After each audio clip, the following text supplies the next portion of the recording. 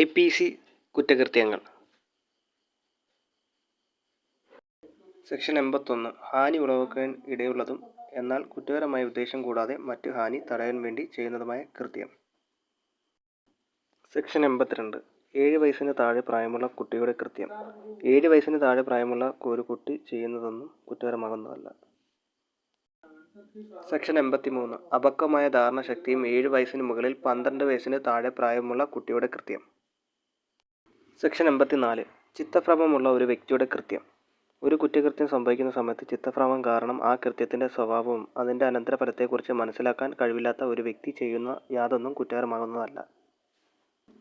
Section 85 തൻ്റെ ഇഷ്ടത്തിനെതിരായി ലഹരി പിടിക്കപ്പെട്ടത് കാരണമായി നിർണയശക്തി ഉപയോഗിക്കുവാൻ കഴിവില്ലാത്ത ഒരു വ്യക്തിയുടെ കുറ്റകൃത്യം. സെക്ഷൻ 88 മരണം സംഭവിക്കണമെന്ന ഉദ്ദേശമില്ലാതെ ഒരാളുടെ ഗുണത്തിനായി സമ്മതത്തോടെ ഉത്തമവിശ്വാസപൂർവ്വം ചെയ്യുന്ന കൃത്യം. സെക്ഷൻ 89 കുട്ടിയുടെയോ ചിത്തഭ്രമമുള്ള വ്യക്തിയുടെയോ ഗുണത്തിനു വേണ്ടി രക്ഷകർത്താവിനാലോ അദ്ദേഹത്തിൻ്റെ സമ്മതത്തോടു കൂടിയോ ഉത്തമവിശ്വാസപൂർവ്വം ചെയ്യുന്ന കൃത്യം.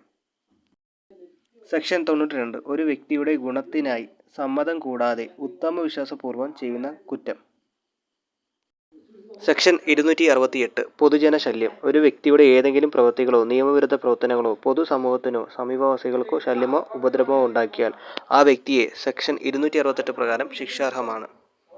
ശിക്ഷ പൊതുജന ശല്യം ഉണ്ടാക്കുന്ന ഏതൊരാൾക്കും സെക്ഷൻ 290 പ്രകാരം 200 രൂപയോളമുള്ള പിഴശിക്ഷ ലഭിക്കാവുന്നതാണ്. സെക്ഷൻ 269 ജീവന് അപായകരമായ രോഗത്തിൻ്റെ പകർച്ച വ്യാപിപ്പിക്കുവാനിടയുള്ള കൃത്യം. ശിക്ഷ 6 മാസം തടവു ശിക്ഷയോ പിഴശിക്ഷയോ അല്ലെങ്കിൽ ഇവ രണ്ടും ലഭിക്കുന്നു.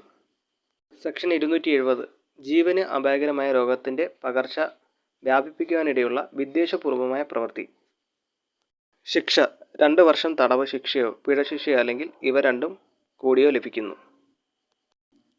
സെക്ഷൻ 277 പൊതു ഉറവയിലെയോ പൊതുജല സംഭരണിയിലെയോ ജലം മലിനമാക്കുന്നത്. ശിക്ഷ 3 മാസം തടവോ 500 രൂപ പിഴയോ അല്ലെങ്കിൽ ഇവ രണ്ടും കൂടിയോ ലഭിക്കുന്നു.